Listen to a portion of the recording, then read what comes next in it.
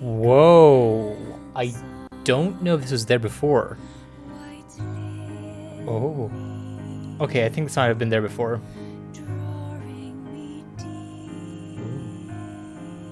Okay. Interesting. This is very cool. This is super... Never mind, it's not as cool as it was 5 seconds ago. I guess it's cool now. Oh, very, very cool now. Yes. Yes. That stare. Stare at me, senpai. Ooh. Okay. I have no words to describe this. Oh, wow. Alright. Intriguing. Okay, this definitely wasn't there. I don't remember half these people. I think I saw them in like the trailer. Like, yeah, the trailers were on the Steam page. But I don't think I ever got to know what they are because when I played the what's it called? When I played the game, which I'm getting distracted by because of the thing. Oh wow. Interesting. So there's a character change or develop. Whoa. Whoa. Okay. Holy crap, what's happening? Oh my gosh. Oh my gosh. Oh my diggity gosh. Oh, okay. Oh no. Okay. Oh, okay. Wait, that's the girl from the prologue. Interesting. Very interesting. Yeah, so that's, I guess, some people just love dragging bodies down the street. I mean, hey, everyone has their hobbies. Some people like walking dogs, some people like raising rabbits, and some people like dragging bodies down tar roads. Very normal. There we go. Corpse Factory. This is where the corpses are made for Corpse Party, the other game. Yeah. Hello, everyone. My name is Lucifer, and welcome to Corpse Factory. I played the prologue of this a while ago, so if you guys want to check it out, that'd be cool because that was a cool prologue, and I think that was a great prologue for what it was. I really love the story of how it invoked that familiarity of Death Note, but in a twisted way, and there's some more mystery behind it, which I am intrigued to get into. Now, when I first played the prologue, I think that I got to know some of the characters that might come in this game, or at least one of them, which is the girl with the short hair that you saw. Other than that, I think we just quickly saw like the other characters like Wooshbine and Animatic or something like that. And I did see the other characters that was mentioned in the prologue in like the Steam page, like I was saying like a few seconds ago before I was rudely interrupted with that really cool intro. How could you have this? How could you have that cool of an intro game? How could you? What was that? Beep. Something beeped. Something beeped, and I don't know what it is. I need to know what beeped. I don't know what beeped. All right, so I did see some of the characters in like the Steam page trailer. I don't know if I could have played them because I think there might have been another prologue or like another demo that I could have played as the other characters that I saw. But anyways, the full game is here. I've actually been waiting for this because I think this is a pretty cool thing. And I hope you guys enjoy this game as much as I will probably enjoy it because this is a very cool story. And from what I've seen, it's like 12 hours long. So I don't know if I'm going to play through all the endings. I know this has multiple endings. But I am excited to play through as much as it's fun. So let's go.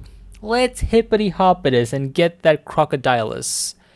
So if you guys want to recap on whatever happened, there is a whole prologue, which I think I'm going to play now. Which you can watch over here. All right, so this is the prologue. I am going to go through this and get to the end of it, and you guys can watch the other video that are pushing too hard on you guys. But hey, it's a cool video. It's fun. It's a fun story. You guys can watch that as I play this. I'll wait for you. Don't worry about it. All right, and now. So this is the girl I was talking about who appeared in the intro, and also a cool thing. They got voice actors for this, which is really awesome. This is so cool. Yeah, you're This is really, really Sato, cool. right? This is super Sato? cool. This is awesome. Congrats to you guys for getting voice actors. That's really awesome. Yeah, no. So this is the girl I was talking about. Me. You do remember. who appears in the intro, which is interesting because she's also connected to the prologue character. Now, I think the prologue character is actually just a one-off, just to give you an idea of what the universe is like and how the game functions. And she dies, and she just mentioned probably in the main story, but which is totally fine. I totally get. Sorry, I've had a crappy day. I just got fired, so I'm not thinking straight. I don't know. I still think the voices are really cool. I'm going through the game because the voices are cool. Okay, the voices are cool. All right, so I will actually now go to the end, and I'll see you guys there. Whoosh! All right, there we go. That's the end. We got there. So the rules for the game are, I think you get a photo and the way you die or something like that. And you can specify how you want the other people to die when you put in the name of the people in the phone. I've forgotten a little bit, and I did skip the ending a little bit there, but here we go. Act 1, Noriko Kurosawa. Alright, Noriko. I wonder if Noriko is going to be the girl who, in the intro, like, yeah, okay, the long, dark-haired lady. Alright, here we go. She looks spectacular. I've always liked the shape of my eyes. They are indeed very cool eyes. I can be critical about other parts of my body, but I'll never complain about my eyes. With or without makeup, I think they look great. Mother used to tell me that I inherited her eyes, and my big sister told me that I inherited my father's eyes. To be honest, I don't see any of my father's features in myself or my sister, but I do agree that my eyes are exact replicas of Mother's. Mother doesn't see too well anymore, and that might be something I have to also worry about in the future. But for now, my eyes are perfect, and I couldn't be happier with them. That's great for you. I think perfect eyes are perfect too. You all are perfect just the way you are. Yeah. I wear eyeshadow and eyeliner to bring out my best features. Some people tell me I use too much makeup, that I tend to overdo it and it makes myself look intimidating. Well, I don't really care. I mostly like the way I look, and honestly, how many people can claim the same? Yeah, that's true. Imagine liking the way you look, right? Imagine looking good. Cough, cough. Today's morning ritual is the same as any other workday. I'm a slave to the wage, and I'm not proud of it. Call me a corporate sellout, but I can't survive without money. I mean, to be fair, it's kind of hard to not survive without money. Just saying. I mean, yeah. My alarm goes off at 6 a.m. The shower is running by 6:05, and I'm dry and dressed by 6:15. That's a pretty fast getting ready. It takes me about 10 minutes to get ready in total, I think. I would like to get that down to like 5 minutes ish, but that's a fever dream that's not gonna happen. Sadness. I skip breakfast because I'm watching my figure, and I spend until 6:30 a.m. working on my makeup. Generally, if you want to keep your figure, you want to kind of like do a little bit of exercise and also eat properly, because that's how it works. But hey, all right.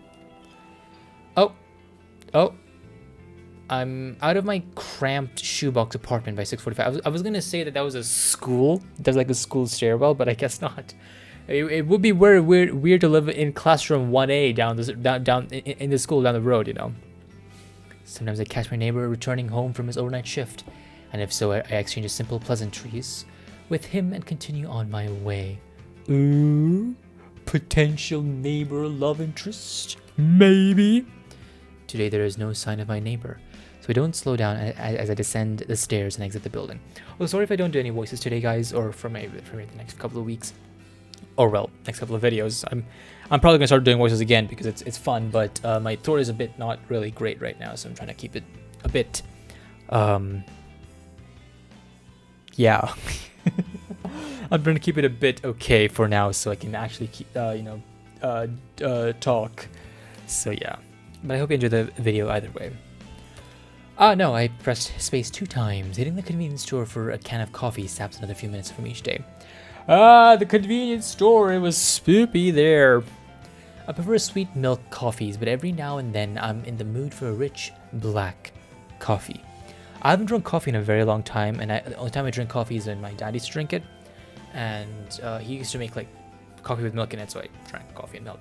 The last time I drank just straight dark coffee was like, I think in high school. It's been like 3 years since then. God diggity dang. Regardless, I never start the day without it. I don't always need the energy boost, but it helps to stop my stomach growling. Maybe listen to your stomach, you know? It's a milk coffee kind of day, so I pay for my favorite brand and get out of the store in no time. The canned coffee dives into my handbag as I continue on my way. The canned coffee that you get in Japan are like you get them hot, which is really awesome, from what I've heard at least. So I'd love to try a canned coffee from Japan one day. If this YouTube thing works out, you know, it's probably never gonna do that. But the train station is always busy in the morning, and it's usually a struggle to navigate on my way to the correct platform in time for the 7:12 a.m. train. Today is no different. 7:12 a.m., huh? It's very specific time. However, I always make it in time because my routine has been perfected over the last few months. You know, sometimes when you have a routine so much, and I've noticed this happening quite a few times, like you get so much into the routine that you forget what you did last, and you don't know whether you have to do it again, or whether you're doing it again or you're doing it for the first time. Like for example, you're taking a shower, you know, you reach for your soap or shampoo or whatever, and you do that daily over and over and over. That you just forget and you don't remember if you've lathered yourself or not, which is a weird thing to say. But I've noticed that a couple of times, and it's really weird to think about. Here we go. I board the train bound for Shinjuku. A cursory glance reveals there are no empty seats, so I push through the throng of bodies and stand against the carriage wall. I do that too sometimes when there are no places to sit down. There's almost no place to sit down when I go on the metro, so yeah. Whenever there are seats available, I like to sit and read, but it's much more common to have a stand. To stand and stare at my phone screen like almost everyone else. When I do read, I read the classics: Stoker, Lovecraft, Poe, horror, Western horror. That is my favorite genre. I've tried reading Edgar Allan Poe. I'm not the biggest fan of his writing, but I can still appreciate the impact that he had on horror literature, which is really, really cool. But yeah, yeah. And of course, faithful translations into Japanese are as good as it gets. My English isn't nearly as strong enough to read these novels in their original language. If I'm stuck staring at my phone screen, I like to stalk people online. That cool? Acquaintances or the few friends I have lead such boring lives. They post about the most mundane topics all day, every day, acting like they'll shrivel up and die unless they get the attention they seek. I find their dull, tedious lives simply fascinating. From behind the safety of a glass veil, I can fulfill my voyeuristic fetishes and consume as much pointless information as I desire. Knowing every mundane tidbit of people's daily lives turns me on. What's the thing when people get turned on by information? I forgot that. I forgot the word for that. This morning is the same as any other. I stare down at the phone held in my frail hand. My fingers move of their own accord, scrolling and tapping against the backlit display, pausing, pondering, pouncing on any post or picture that my pupils haven't yet consumed. Standing in the train carriage packed to the gills with people, I can't help but feel my face getting flushed and my steamy breath escaping my lips. I digest post after post, photo after photo, memorizing the comings and goings of every single person on my Noise activity feed. So Noise is the phone app that is used, the phone social app that is used in this universe. So yeah, I remember these things. I catch my breath getting heavier, my gasps becoming short and sharp. Ray went to the dentist yesterday for a root canal. Mizuno shared some photos for her international vacation. Kawahara objects to owning pets and thinks all animals should be free. PETA! My cheeks glow crimson. My chest begins rising and falling quickly. I clutch the collar of my shirt, knuckles whitening, knees shaking. A few people in the carriage start to move away from me, but I barely notice them. My fingers keep scrolling and I hit the jackpot. A new post from a co-worker at my office, Tomoe Watanabe. She's a gal girl, the type with a heavy fake tan, bleached blonde hair, and questionable clothes. I hate her, but I love her posts. This morning updates read: Tomomo, 53 minutes ago. Just found this corpse girl website. Such fake bull. Oh, I would hate myself. Waiting to meet a bitch to try it on. Wait, isn't there a thing where if you send a thing, you die as well? I'm unsure if that was a thing or it's just the girl in the prologue died because someone wrote her name. It could be that. It could be either one. But I bet you guys know because you guys watched the prologue, right? You guys watched my video in the prologue, right? Right? You guys, of course you guys would. Yeah. Tomoe just discovered Corpse Girl's website, huh? I feel a slight squeal trying to escape from my throat as my legs threaten to buckle underneath me. I can't take the excitement anymore, and I have to force my phone from my hands and bury it at the bottom of my handbag. Deep breaths, Noriko. Deep breaths. I need to calm down and control myself. Composure is key. There's a car honking outside. I don't know why it's honking, but it's honking alright. I don't know why it's honking. I close my eyes and let a cool breath of air whistle through my slightly parted lips. Feeling a little calmer and no longer ready to explode, I analyze the information I just read. Tomoe wants to try out Corpse Girl's website. That's good. That's very, very good. Rumor has it that you can visit the website and request the death of somebody you know. How and if the victim dies isn't known to the public. Because of that, some people are pretty quickly to dismiss the site as a hoax. However, the most interesting part is that isn't how or if the victim dies, but rather what happens to the victim before they die. Supposedly, the victim will receive a photo of their own corpse. However, this photo exists before the victim's life is snuffed out. Isn't public knowledge. But the thought of this phenomena occurring is utterly intriguing. Nevertheless, the site has been gaining popularity lately, at least in certain corners of the internet. Messaging boards like Noise Channel and other similar sites have picked up on the rumors and like to exaggerate their website's authenticity. The fact that someone like Tomoe, a rather dense, dim-witted individual, has discovered that the website means that it's actually more well known than I previously thought. It means that people are actually talking about it outside of the internet. Chances are good that Tomoe will want to try it out and request the death of someone in the office. A coworker. Me, perhaps. She hates my guts as much as I hate hers. Let's go! Coworker rivalry, fight to the death. Here we go. Finally, something exciting is going to happen in our dull workplace. The next station is Shinjuku. There is voice! Doors on the right side will open. Please change here for the Chuo line, the Shonan Shinjuku line, the Saikyo line. I'm sorry, I'm just really impressed. That is so cool that they have a voice. Even if it's not for every single character, the fact that they got some people to like voice act for this is awesome. Is really, really awesome. As the automated announcement reads through a list of connecting train lines, I get ready to disembark. I gotta meet the voice lady. She was awesome. I gotta go meet her. She's my future voice lady. That sounds weird. I'm sorry. The train pulls to a stop and I contort my body around the other passengers in an attempt to exit the train. Hey, when you go into a crowded metro or a train, you instantly get a master's and a PhD in contortionism. So, yeah, fun little fact about life. Here we go. Let's go to work and finally see what we gotta be. Finally free of all the tangled mass of flesh, I hasten my pace and navigate through the labyrinthine station. Stop honking! I don't know why you're honking. I mean, I take the exit closest to my office and settle into a slower walk. I'm on time, and I never desired to reach the office any earlier than needed. Oh, Temujin? It doesn't take long for the looming office tower to enter my field of vision. 32 stories of the office space, all crammed into one sleek, slim tower. The name Temujin. I was right! Woohoo! I was right. Woohoo! I was right. Lucy is right. Lucy is always right. It's stamped across the structure in a gigantic block letters. If you're looking for this building in Shinjuku, you can't possibly miss it. I mean, the sign is pretty small, so you know. Unless you know where the office exactly is, you're gonna miss it. You're going to miss it. Just saying.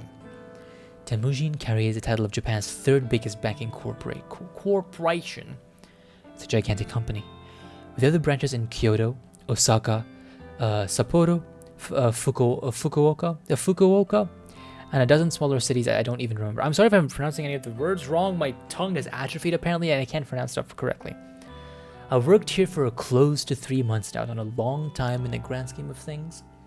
That said, I'm only a temporary, and all I do is data entry. Hey, a job is a job, you know, you gotta start out from somewhere. I work on the 14th floor along with about 60 other junior employees, including Gale girl, Tomoe Watanabe. I don't speak to many of the co-workers, that's the way I like that's the way I like it. I mean, fair enough. I don't really talk to many people as well. I barely talk in IRL, so. When I reach the building, I enter through the giant double sliding doors and find myself in the familiar lobby. Comfortable couches line the walls circling the reception desk. 4 large elevators are tucked away in a nook behind the reception desk.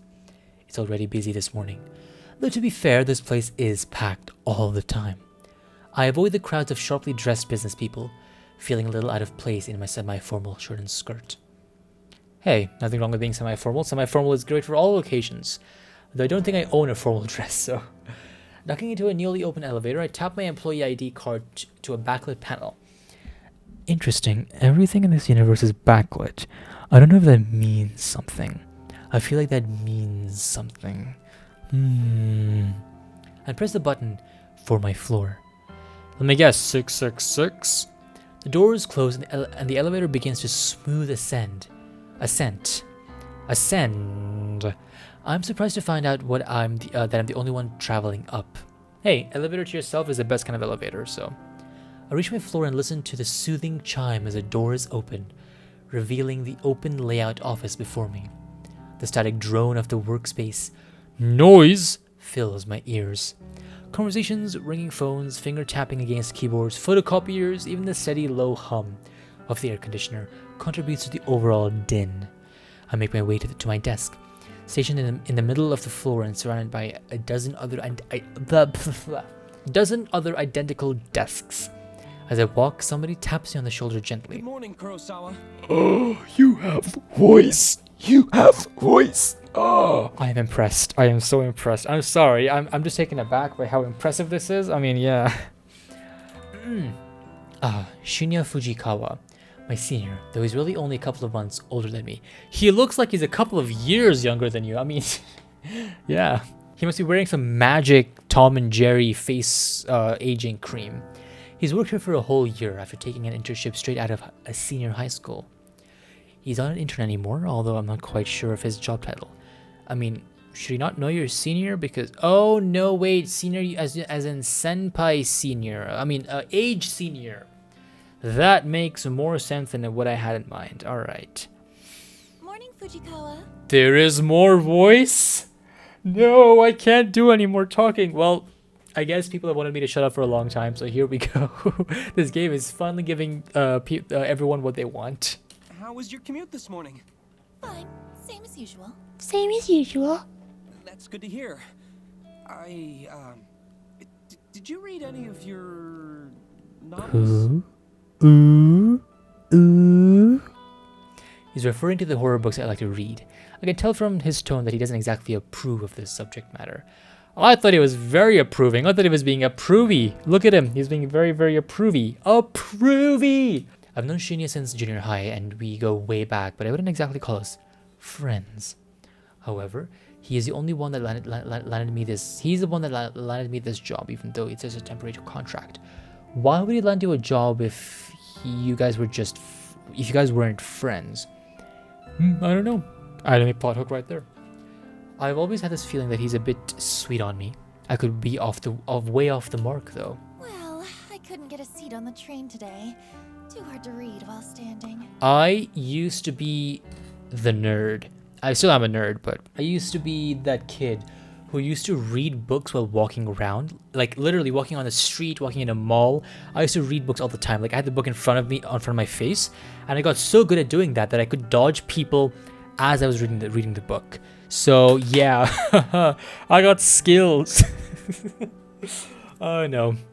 And then I started taking books outside because, you know, I really hate when books get, like, the edges get, like, a bit scrunched up. Like, you know, like, you know how a used book has, like, the edges, like, a little ruffled up? I don't like that, so I stopped taking books outside, so, yeah.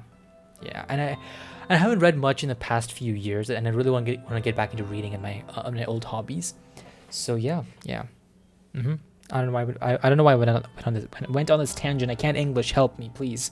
Ah, that's a shame. You, still haven't accepted my, friend request, did you know?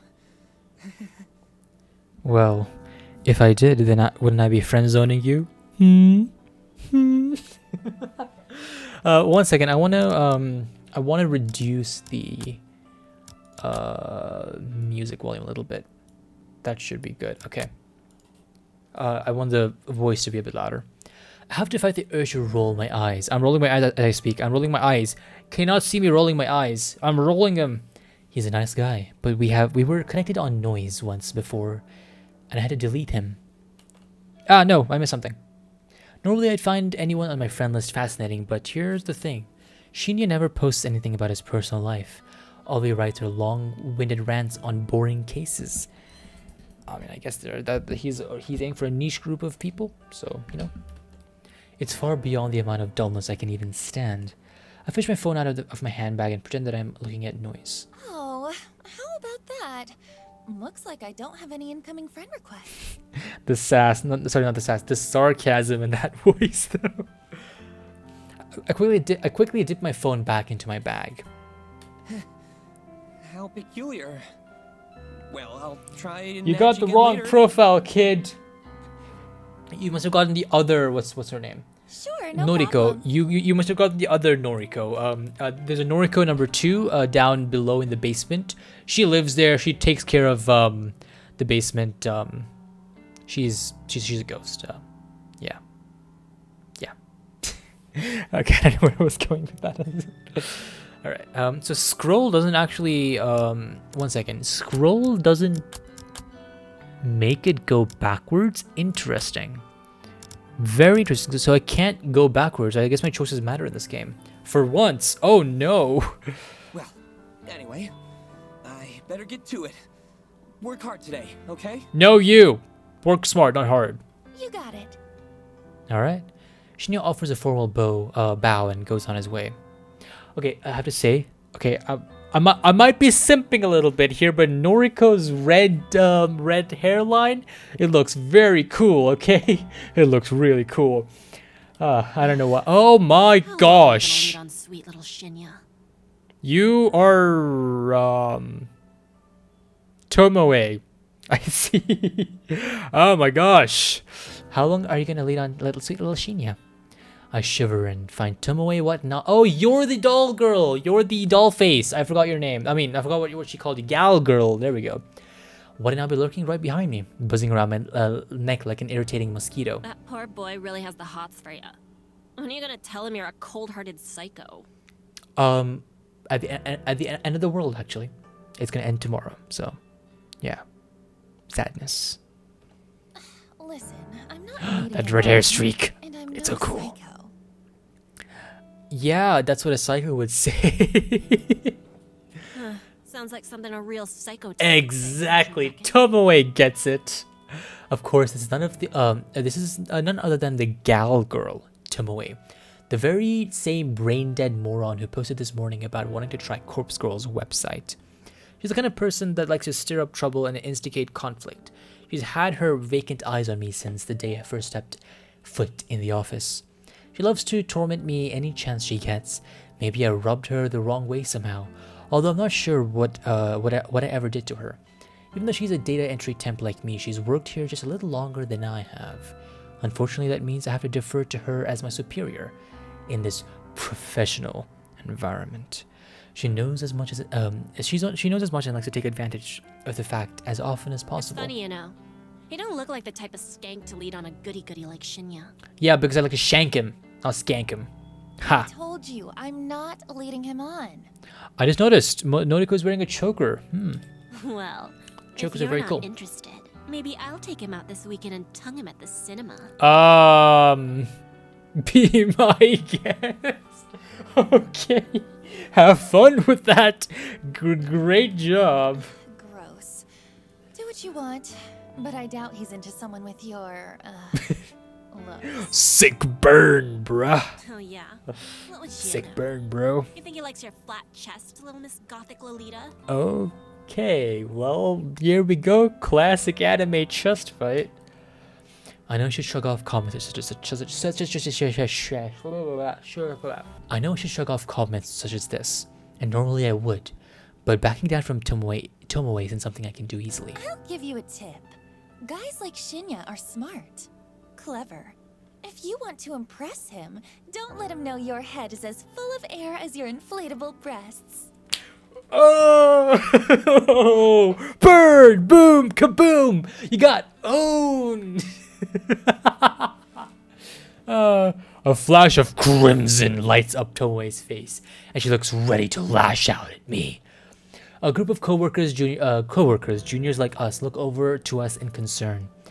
Tomoe takes a step back from me, but not before signaling a rude gesture with her fingers. We ain't done here, Noriko.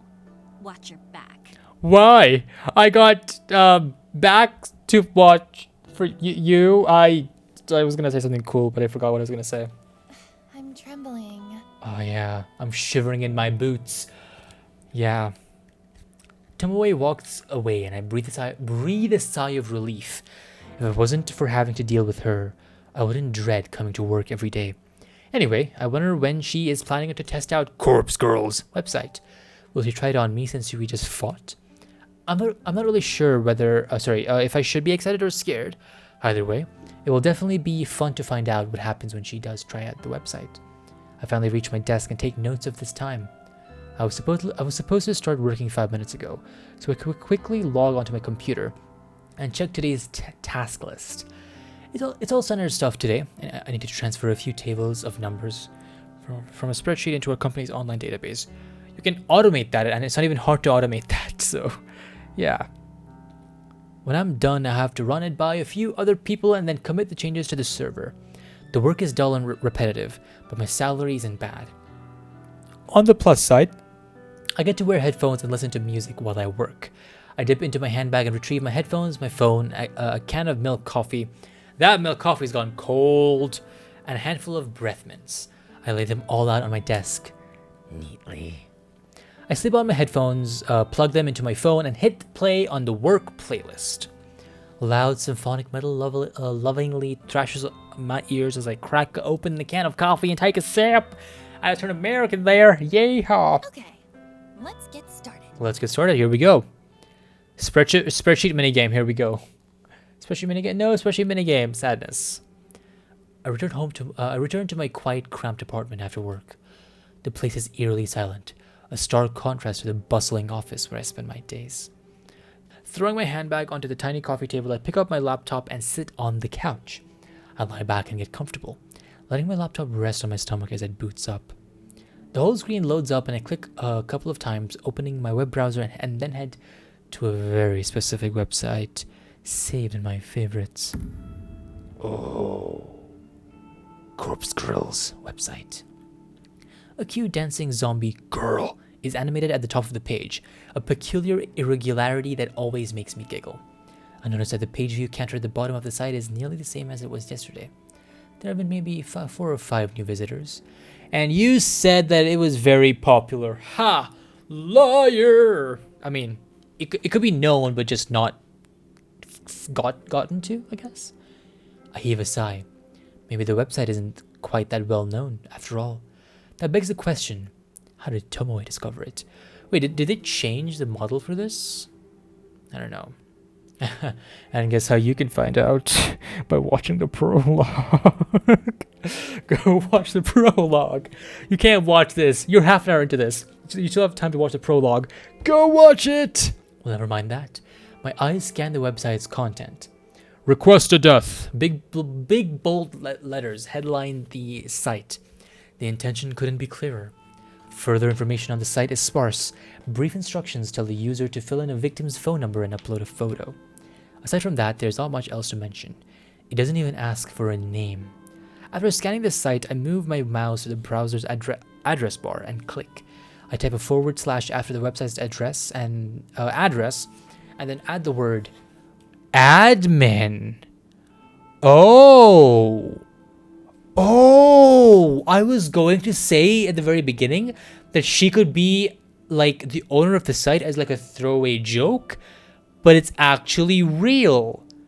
Oh, well, crap. I hit the enter key. A login page presents itself with an empty username and password fields waiting to be filled in. My fingers tap dance around the keyboard, and within moments I'm presented with a brand new page. A blinking slab of text greets me. One new request. A crooked smile cracks on my stony expression. Finally. Also, the music changed. Also, the way she was talking about allegedly, like they received like the images before the death.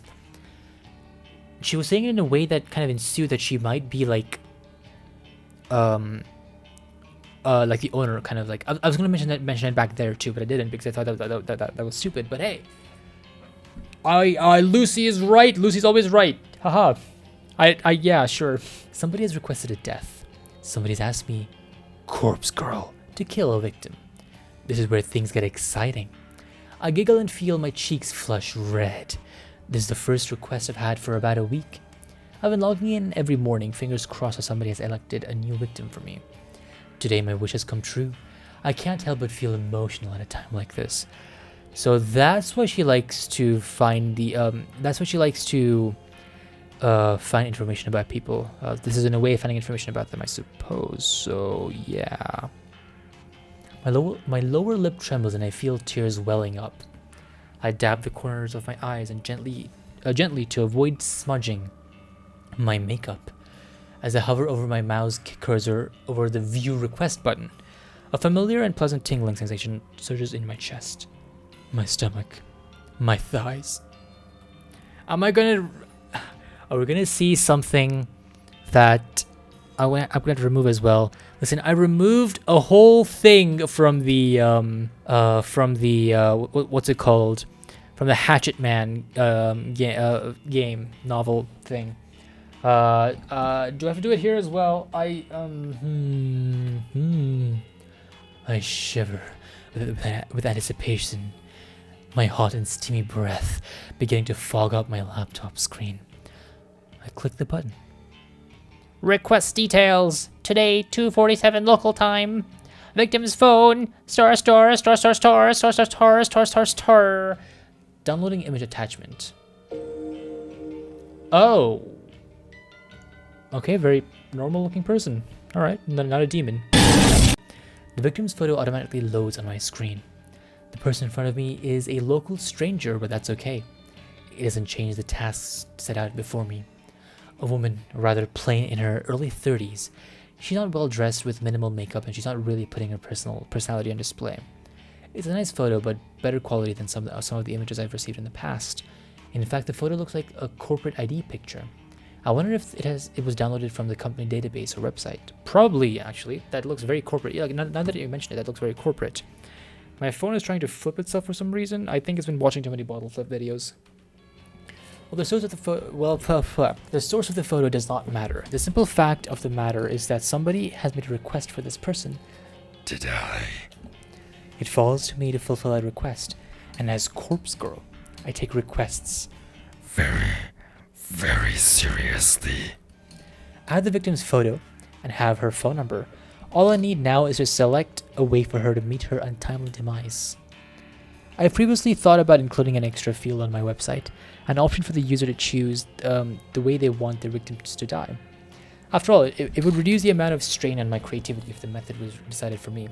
You know what? That's fair. Sometimes you just gotta let other people bring in the creativity. It's a very smart move. It takes a load off you and allows you to be creative. So, hey, good for you. But after careful consideration, I decided against it. Never mind. Ignore what I just said. Delete what I just said. Therefore, allowing the user to define the cause of death just isn't feasible. Instead, I'll stick to my current modus operandi. Everything depends on the quality of the victim's photo. If it's detailed and the victim's features are easily distinguishable, then I can be rather creative with the cause of death. Perhaps the victim's face suffers grotesque burns, or she has an iron stake thrust through her skull. However, if the victim's photo is low quality and doesn't provide enough detail to identify the object, I have to resort to the default cause of death, A terrible unlucky fall from a great height. Oh. Just like the girl from the prologue. That means whoever took a photo of her, it was a very blurry photo. Okay. I'm going to assume that while we go through this story, there's going to be hints towards the prologue and how the girl died. Okay, my guess is that the game won't outright tell us who killed. My voice is just dead suddenly. Oh my god, I should not have played a whole Vision Novel game. Oh, my voice is dead. But I don't think the game's going to tell us who actually killed the prologue girl. I'm sorry, I forgot her name. But I think it's going to hint or allude towards it, so be on the lookout, guys. Be on the lookout. If I miss it, tell me. Let me know. Scream it at me in the comments. A terrible unlucky fall from a great height. Maybe she slips, or maybe someone stumbles into her and sends her tumbling over a rail. The end result will be the same. A swift, crushing death from on high. The victim will end up face down on the concrete, completely unrecognizable, save for the clothes and accessories. It's not my favorite cause of death, but in some cases it is necessary. Regardless, it is still a valid way to fulfill the request. For now, it's time to get started. I can barely contain my excitement. I squirm against the couch, crossing my legs, in a vain attempt to dissipate the heat rising through my body. Taking a deep breath, I try to calm my nerves and get to work. The victim will receive a photo of her own corpse, time-stamped with the date of her death. It's Corpse Girl's signature move, my calling card, if you will. Seeing an image of one's own disfigured corpse is sure to strike fear into one's heart.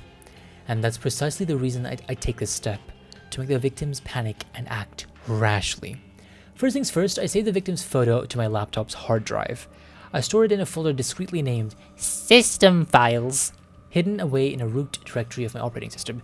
That's actually a very bad place to put it, because if someone gets into your computer, then they can easily find it because they go to the root directory, so, you know. A password encrypted directory. That would make it more suspicious for the password encrypted thing to be in the directory. Next, I open up my favorite image editing software and load the photo. Looking carefully at the details of in the picture, I can see that this will be a work of art. Okay, before I continue, I just want to say I'm very, very curious about how she figures out the death and everything like that, because I was going to say that there was going to be some fantasy in this. I think that I said that in the prologue, maybe. But I think there's more to it. Maybe she tries to make it as similar to the, whatever she makes now, like she photoshops it. Maybe. I don't know. I can really go to town with this request. I minimize the software and open up my web browser and access a particular website. Database of the deceased. View plain text. Okay, view mobile site beta. Oh, so they're using an AI to create. Oh no, wait. There's literally a database of the deceased. Okay. The database of the deceased, the DD as it's known in the dark web, my secret weapon, the ultimate resource for my work. The DD is a collection of countless high-resolution photographs of dead bodies, murder victims, crime scenes, suicides. If somebody has died in one way or another, chances are good that some perverted individual has captured the moment in all its gory glory. Such valuable images are essential to my work. Using these photos as a base, I can edit my victim's details into the picture. My process is simple. I start by locating the perfect corpse photo. I search the database, and in less than 2 minutes, I discover a disgustingly detailed photo of a woman with her entrails spilling out from her stomach. Her face is blue, having suffocated before even having a chance to bleed to death. She's about the same age as my victim. She's of a similar height and build. Finding a photo that specifically suits my victim's features is essentially easy thanks to the DD's excellent catalog of tags and filters. I simply search for the keywords and match my victim's description, and find a corpse that fits. Using the photo as a starting point, I digitally edit my victim's face onto the body. It's not some quick job that even a child can do. It's a painstakingly crafted work of art that would fool even the keenest eye. You know what? I get that. Like, making videos take over a long time as well, and sometimes even editing a thumbnail. I get that. Making something with high accuracy and detail takes a lot of time. An hour passes, then 2, then 3. Before I know it, midnight has come and gone, and the curtain closed by itself. Ghost! But the work is nearing completion. All that remains is to add the final touches. I like to add specific distinguishable details to the image, a personal item or an accessory, clothes, makeup, you name it. I can edit it in. With personal details added, I adjust the lighting and color palette, just slightly enough to make the photo truly unique. If the victim decides to reverse image search the photo and discovers that it's forgery, all my work would be for naught. Yeah, you know what? That's fair. You take pride in your work, and you do a lot of hard work for that. Kudos to you. Oh, and with that, the masterpiece is complete. A grisly, gruesome, gratuitously gory gift for the soon-to-be departed. The victim will receive this photo of a corpse that is, for all intents and purposes, a perfect replica of her own physical form. She will open the image on her phone, and the life she once knew will come crumbling to pieces. My lips curl into a satisfied smirk. During my hours of work, my breathing eventually steadied. My excited nerves settled into a zen-like calm. But seeing the finished art piece now, I began to feel my heart pounding once more. The macabre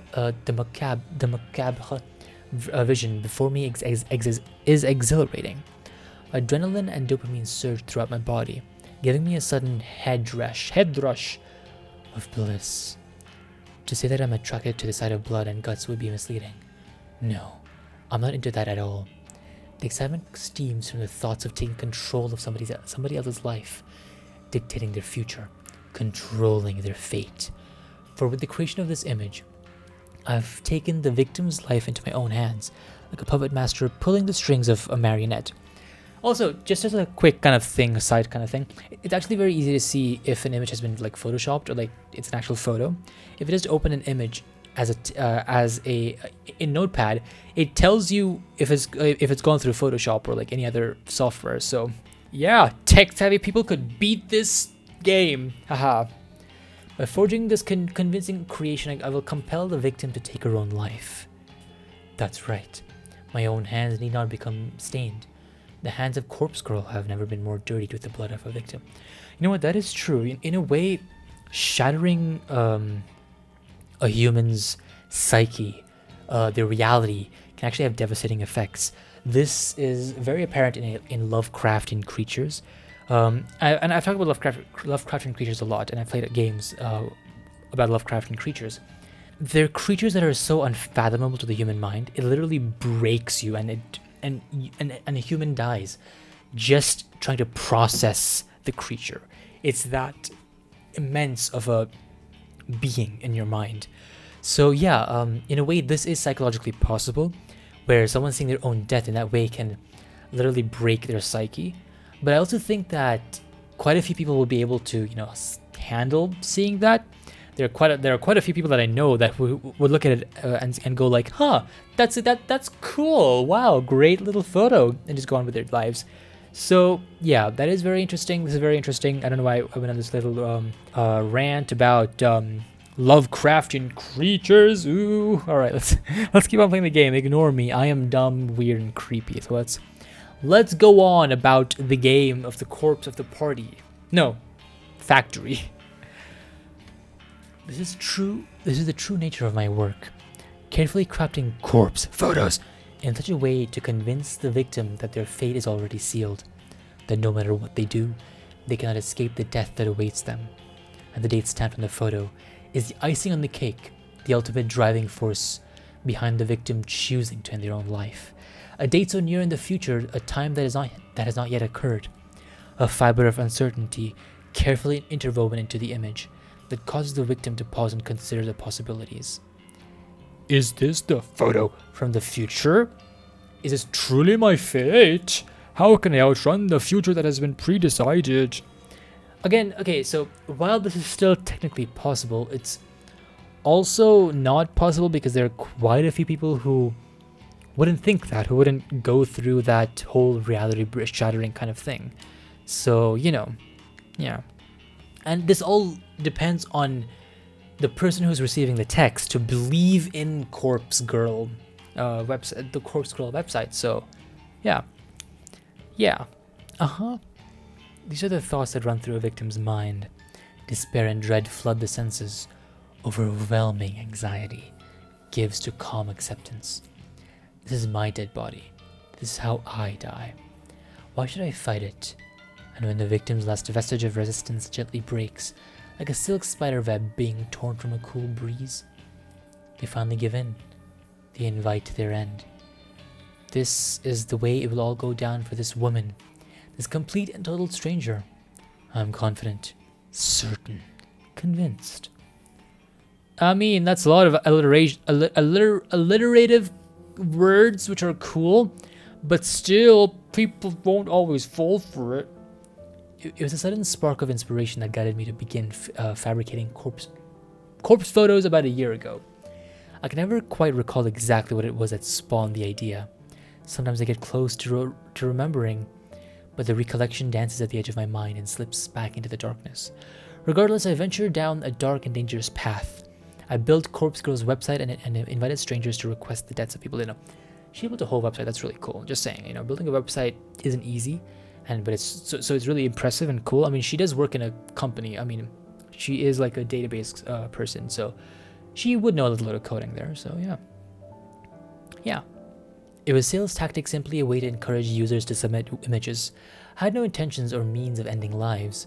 Little did I know of what the true power I wielded. I only intended to create corpse photos and send them to people for fun. I wanted to startle and scare some unsuspecting fools. It would be a lie to claim that I didn't get off on it.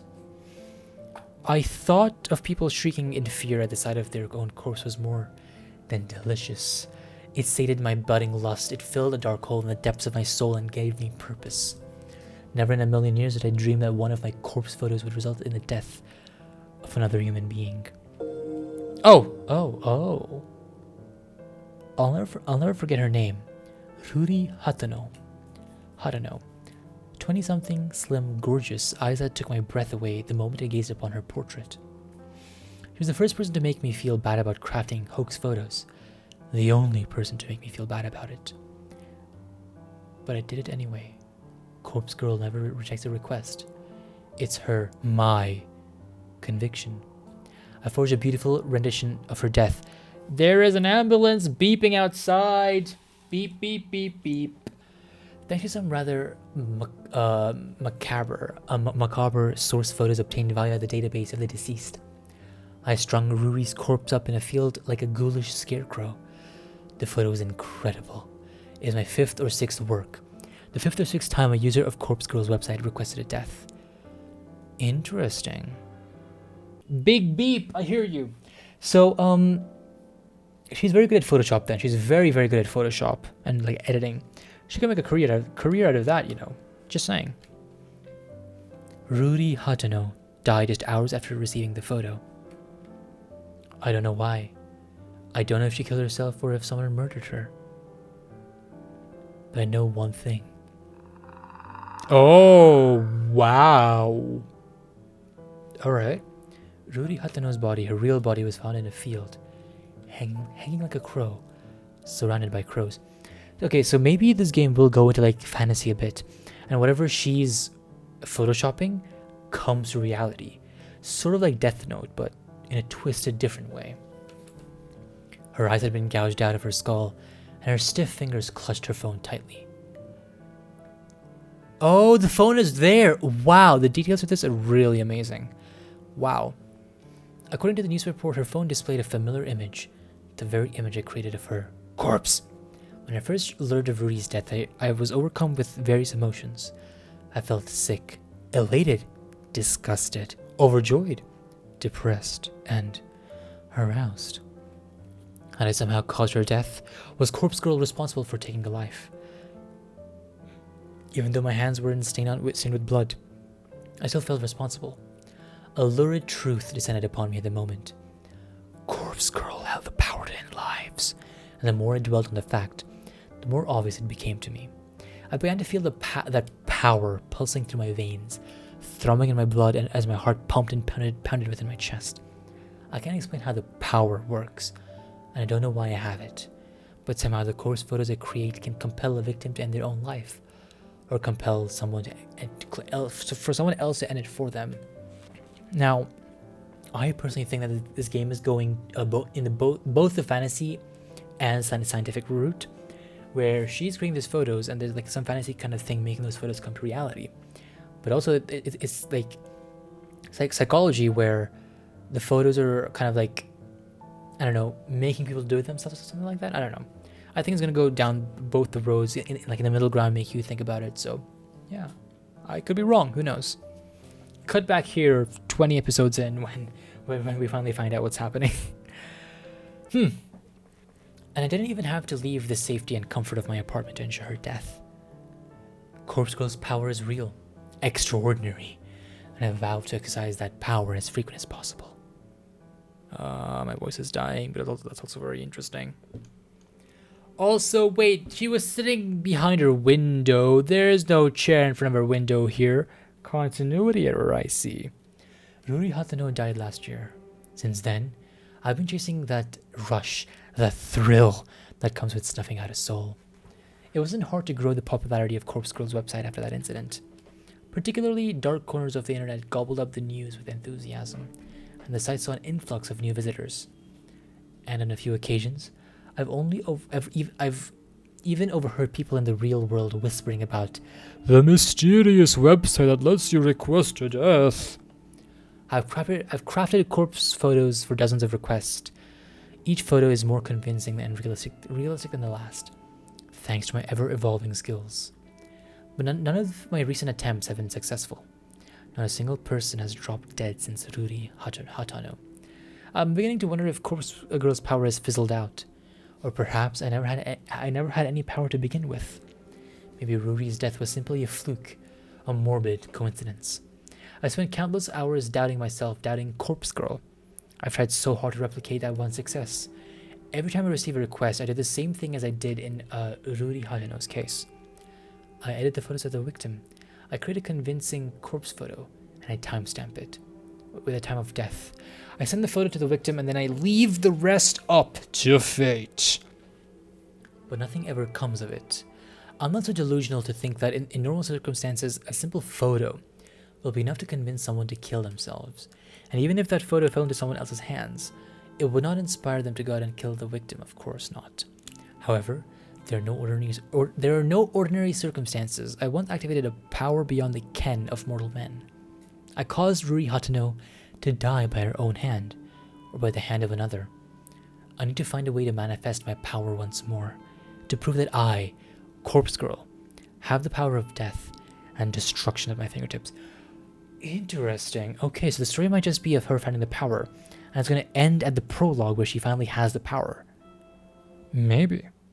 This is really intriguing right now. I'm so into the story right now. I think it's really cool. Once a new victim perishes, I know it will pave the way to more and more deaths. My website will gain popularity and become even more than just an urban myth.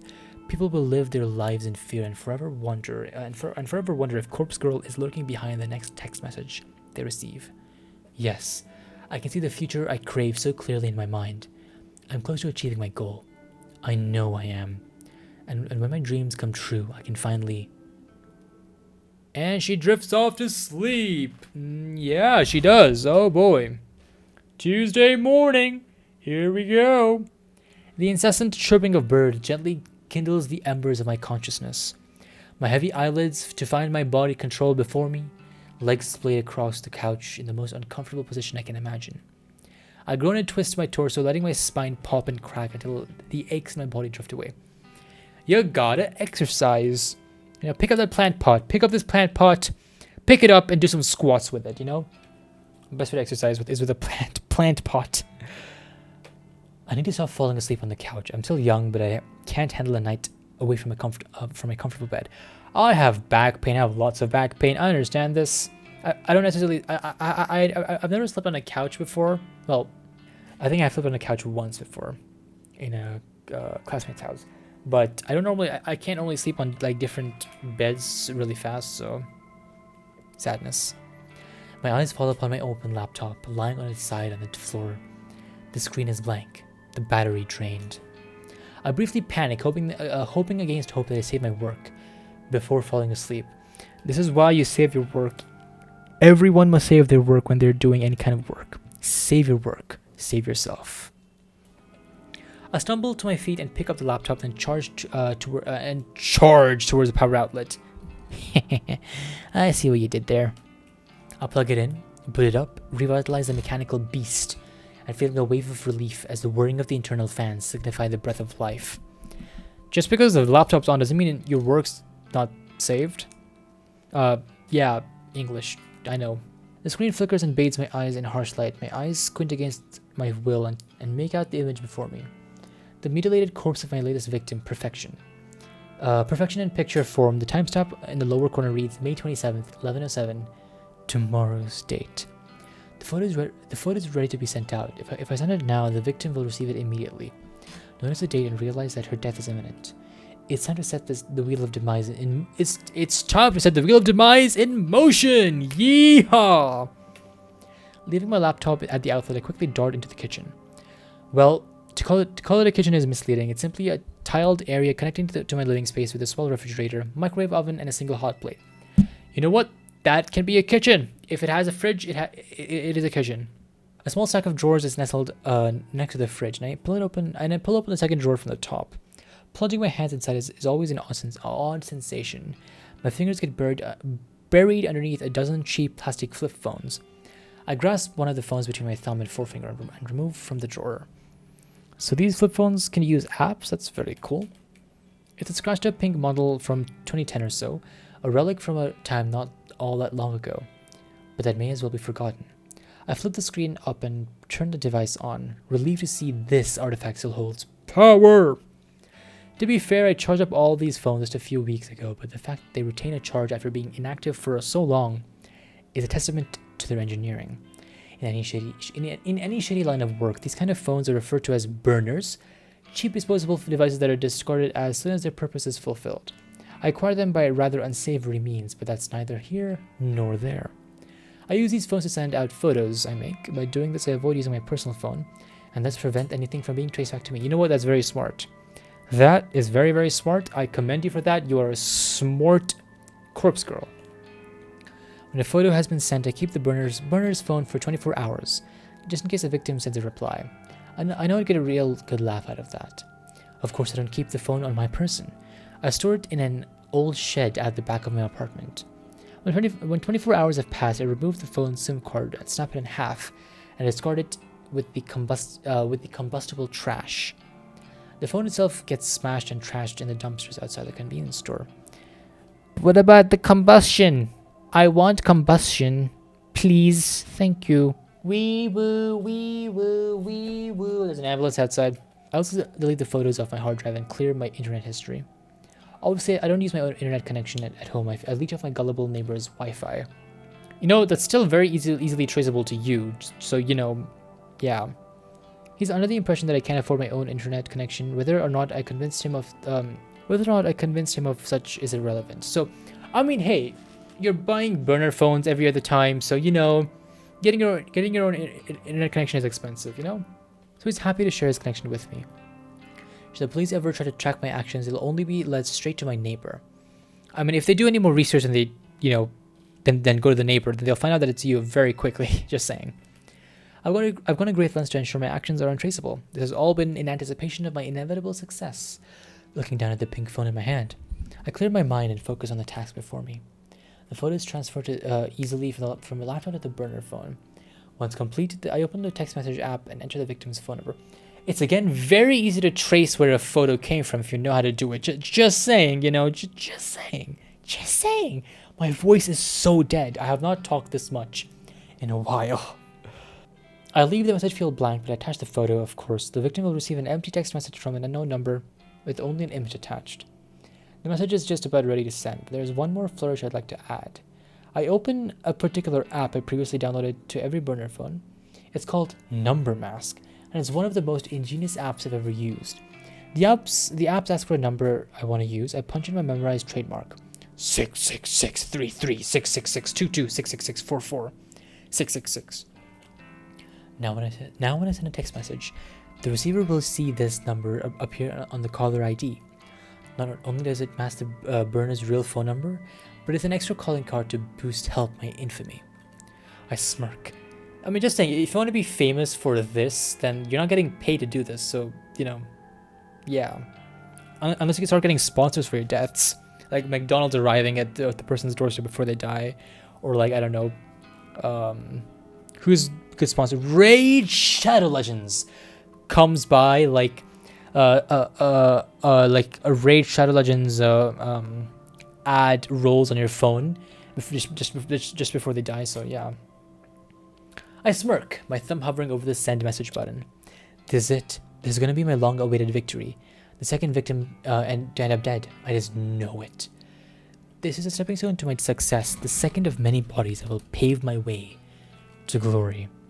I send the message. Okay, it's sent now. It's gone forever. It'll never be seen again. Ah! I'm gonna save. Wow, this is a very cool save thing. I don't know why I find this. I like this compactness very much. But I am gonna end the video here. I mean, I'm gonna stop playing over here.